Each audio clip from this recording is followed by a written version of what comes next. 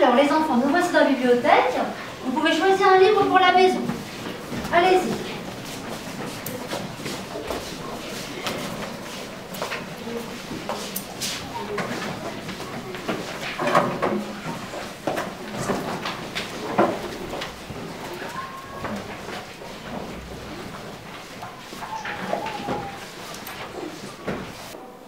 Oh, regardez ce gros livre.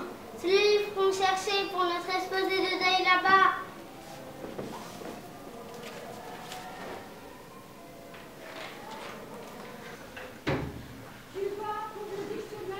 Oh, les dinosaures! Mais que se passe-t-il?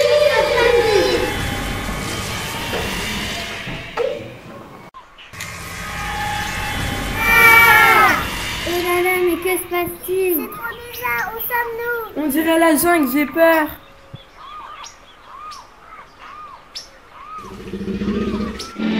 Qu'est-ce que c'est? Les dinosaures!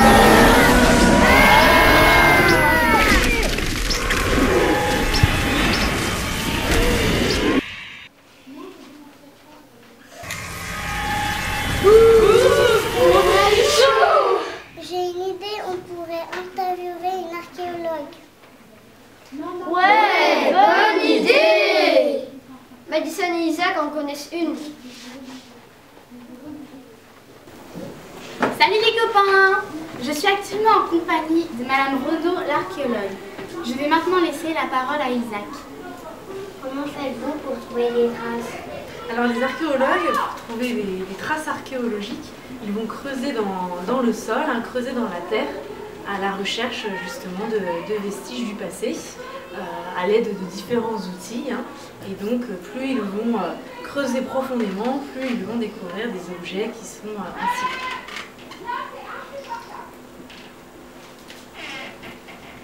Comment savez-vous que les dinosaures ont existé? Alors on sait que les dinosaures ont existé grâce aux fossiles, aux ossements des dinosaures que les paléontologues retrouvent, parce que c'est eux qui sont chargés justement d'étudier les dinosaures, les fossiles. Donc c'est grâce à ces ossements qu'on retrouve dans le sol. Merci beaucoup d'être venue, Madame Renaud. Au revoir.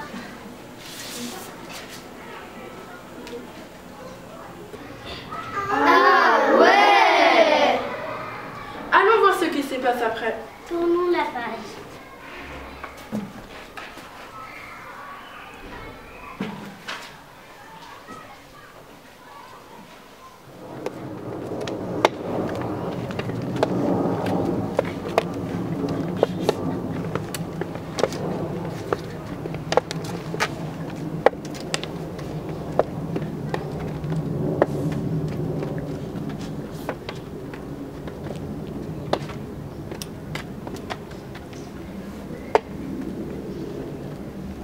Bonjour, je suis un pèlerin. Je vais avec mes amis prier un saint. À Deuil, nous prions Saint Eugène, car il y a très longtemps, la légende dit qu'il est sorti des eaux du lac Marché pour guérir un chef gaulois aveugle. Depuis, nous faisons un pèlerinage pour lui demander de guérir les malades des yeux, comme mon ami Pierre. Nous voyageons beaucoup et nous avons des bourses bien remplies pour pouvoir payer les aubergistes.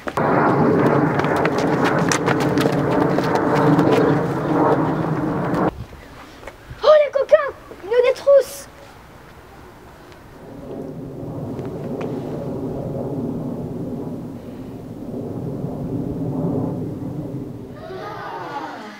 Ah, c'est pour ça qu'on l'appelle rue des coquins. Des coquins? Ah oui, quoi, des voleurs. Des là-bas. Pourquoi on l'a appelé comme ça? Venez, on va chercher dans le livre.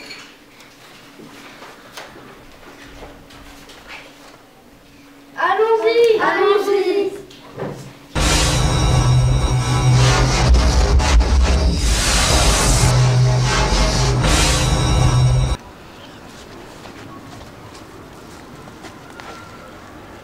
Bonjour mon ami, nous venons de Deuil et nous devons apporter nos récoltes de raisins à l'abbaye de Saint-Denis. Mais pourquoi cette barre est-elle en plein milieu du chemin? Vous ne pouvez pas passer car nous sommes en 1134. Vous êtes sur le domaine du duc de Montmorency, le hameau de la Barre. il vous faut payer les droits de rouage. Mais c'est combien? Vous devez payer 3 deniers pour passer la barre. Tenez mon ami.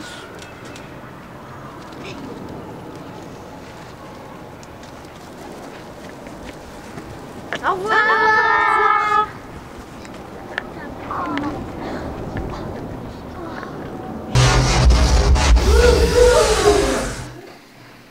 C'est pour ça notre vie s'appelle Deuil là-bas. Attends, je vais prendre des notes. Bonne idée. Ah, regardez ce tableau. Ah, il y a un château à Deuil. Ah oui, vous vous souvenez pas au musée Bourlet? Écoutons Prince et Madame Lenoré. Bonjour les amis, nous sommes au château de la Chevrette, au musée Bourlet avec Madame Lenoré, historienne de Deuil-la-Barre. Bonjour, Madame Lenoré.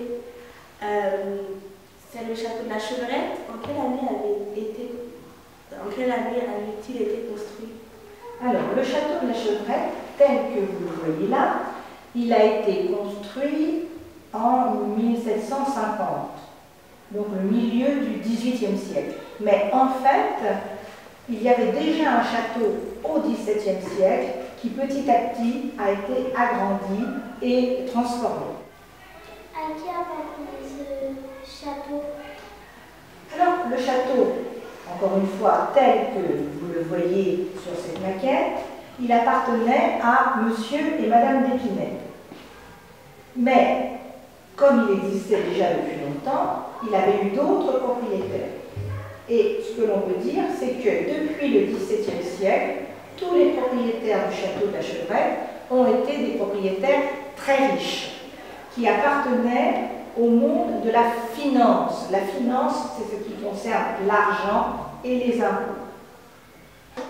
Merci Madame Lenoré, à bientôt. Merci à vous et très bonne visite. Merci à vous.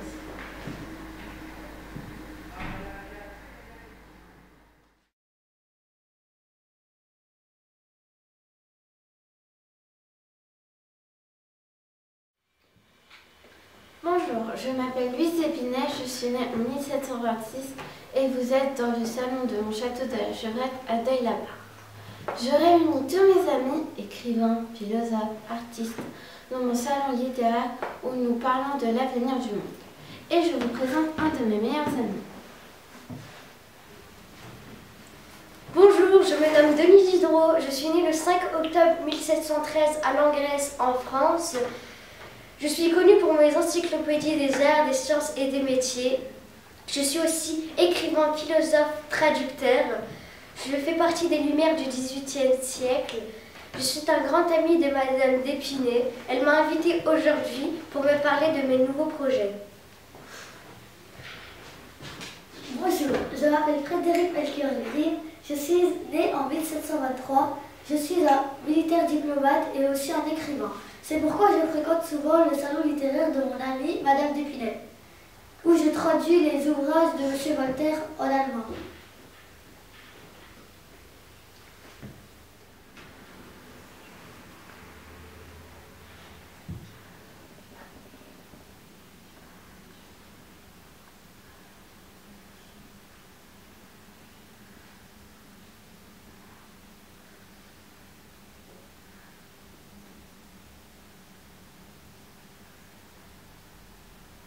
Oh, ça devrait être trop bien ce temps-là.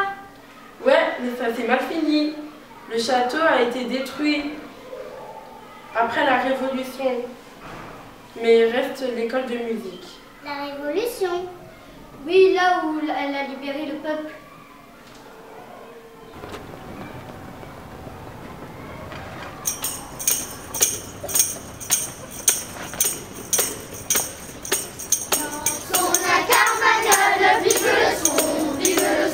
Dansons la carmagnole, vive le son du piano. Monsieur Béto avait promis, Monsieur Béto avait promis d'être fidèle à sa patrie, d'être fidèle à sa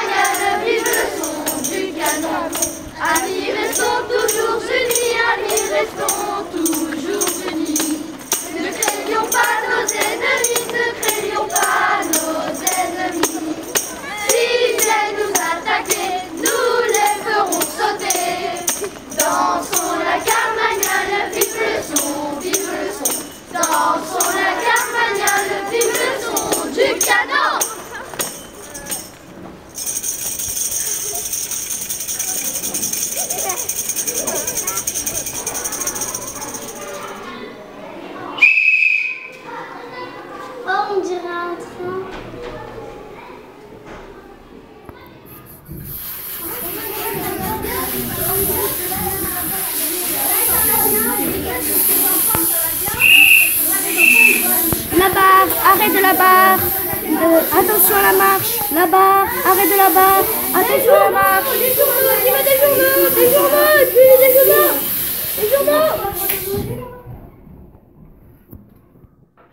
Le train est arrivé au XXe siècle à Deuil. Il y a eu 2 gares, la gare Ormesson et la gare Deuil-Montmagny. Grâce au train, la population a été multipliée par 5 en 100 ans. Les travailleurs parisiens venaient d'habiter à Deuil pour plus de confort. T'as dit 1900 ? Il n'y avait pas une guerre à ce moment-là ? Si, la Première Guerre mondiale, de 1914 à 1918, Ilias et Iliane sont au monument aux morts. Allons les rejoindre.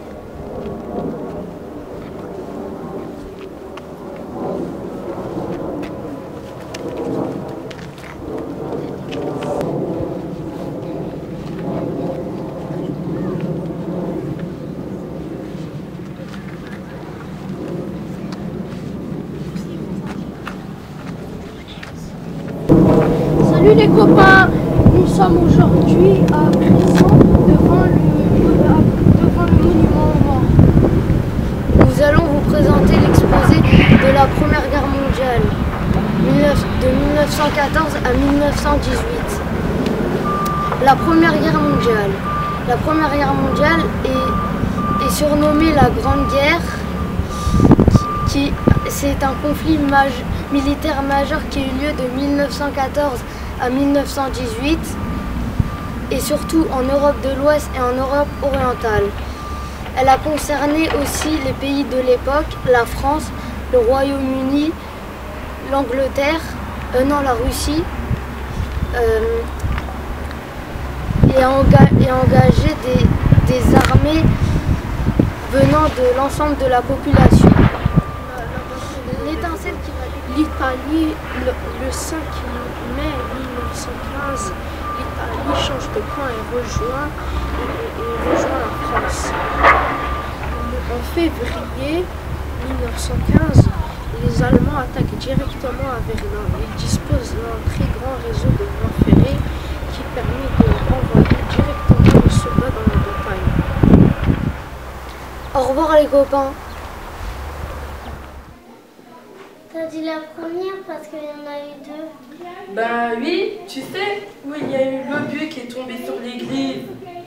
Sofiane et Ibrahim et Elias sont avec Madame Godard qui a vécu ce moment-là. Bonjour les copains. En effet, Deuil a été témoin de la Seconde Guerre mondiale 1939-1945. Nous sommes avec Madame Godard qui a vécu un événement marquant. Un missile appelé un V2 est tombé sur la ville le 4 octobre 1944. Bonjour madame. Bonjour. Bonjour madame, j'ai 3 questions à vous poser. Avez-vous vu le V2 tomber? Eh bien non, je ne l'ai pas vu tomber, mais malheureusement, Je l'ai entendu. Entendu, c'était un bruit très sourd. C'était, pour nous, enfants, on pensait que ça serait soit le tonnerre ou un avion qui tombait. Voilà. Mais nous, on était très, très, très naïfs. On se disait, qu'est-ce que ça peut être? Et puis à ce moment-là, tous les carreaux sont tombés dans la maison. Je me suis dit, là, c'est grave, c'est grave. Mon père a dit, vite, il faut rentrer dans la maison, les enfants. J'étais dans le jardin avec mes frères et sœurs, on jouait. Et puis, mon père a dit, je vais vite aller voir ce bruit que l'on entend, ça doit être vers le centre. Il est parti en vitesse. Et là, quelle catastrophe. Au revoir les amis. Au revoir les amis. Waouh, on en a vu des choses. J'aimerais bien commencer deuil aujourd'hui. Envoyons nos reporters spéciaux questionner Madame le maire. Shade et Yann, vous êtes là? Pip, pip. Bonjour les copains, nous sommes en compagnie de Madame Scoval et le maire de Deuil là-bas. Bonjour Madame le maire, vous nous posez quelques questions? Moi, je vous pose quelques questions, c'est ça? Non. Oui, bien sûr, bien sûr. Je suis très heureuse de vous recevoir et je vais répondre à toutes les questions qui vous appartiendra de me poser. Merci à vous en tout cas. Nous savons qu'après la guerre, il y avait 9500 habitants. Combien sommes-nous aujourd'hui? Alors, le chiffre très précis est de 22 262 Deuillois, mais c'est un chiffre arrêté à un jour, parce que ça évolue bien sûr un petit peu tous les jours. Voilà, donc c'est un chiffre autour de 22 262 habitants. Nous savons que le territoire de Deuil a beaucoup changé. Quelle est sa superficie et quelles sont les villes voisines? Alors, le territoire de Deuil aujourd'hui est de 3,76 km² ou 376 hectares. Voilà. Ce territoire a évolué. Comme vous vous intéressez à l'histoire, je vais quand même vous dire que dans le passé, la ville de Deuil-la-Barre allait jusqu'aux plus belles berges du lac d'Anguin, c'est-à-dire la partie où vous avez les beaux candélabres, vous savez, la plus belle berge était à Deuil-la-Barre à l'époque. Bon, on va dire plutôt à Deuil, avec ce morceau qui s'appelle Ormesson, ce quartier d'Ormesson, qui pour partie maintenant est sur Épinay. Donc le territoire de Deuil a plutôt rétréci au cours du temps. Mais aujourd'hui, il est de 376 hectares. Vous m'avez demandé quelles sont les villes voisines. Alors, il y a celles qui viennent du département 93, la Seine-Saint-Denis, c'est le territoire côté ville d'Épinay, Épinay-sur-Seine. Vous savez qu'on a avec Épinay une histoire commune avec Madame d'Épinay, justement, hein, pour revenir sur l'histoire. Ensuite, qu'est-ce qu'on a d'autre? On a Montmagny, Groslay, Montmorency et Anguin. Anguin-les-Bains, c'est une commune récente. Anguin-les-Bains a été constituée d'un petit morceau de Deuil, justement les bords de berge du lac, d'un petit morceau d'Épinay et d'un petit morceau de Montmorency, d'un petit morceau de Soisy. Vous voyez? En fait, on a constitué une nouvelle commune dans les années 1850. C'était au moment où on a trouvé les sources, vous savez, les sources thermales. Et donc, on avait la bourgeoisie qui venait pour prendre les bains, comme on disait à l'époque, et qui arrivait sur ce territoire et qui ne se sentait pas en sécurité. Donc, il a fallu créer un territoire avec sa propre police, d'où la naissance de la ville d'Anguin-les-Bains. Bon, c'est l'histoire ancienne, hein. Aujourd'hui, Anguin-les-Bains existe bien en tant que tel, et c'est intéressant de savoir que, effectivement, Anguin est une ville beaucoup plus récente. Voilà. Merci de votre gentillesse et d'avoir répondu à nos questions. Au revoir. Merci à vous. Vraiment, félicitations pour ces questions et pour votre sérieux à tous. Merci à vous tous.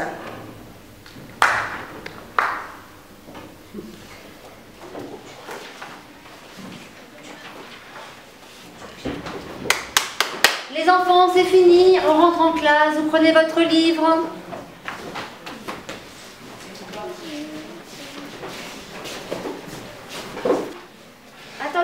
il reste une page. Et si on l'ouvrait? Je suis pas sûre que c'est une bonne idée.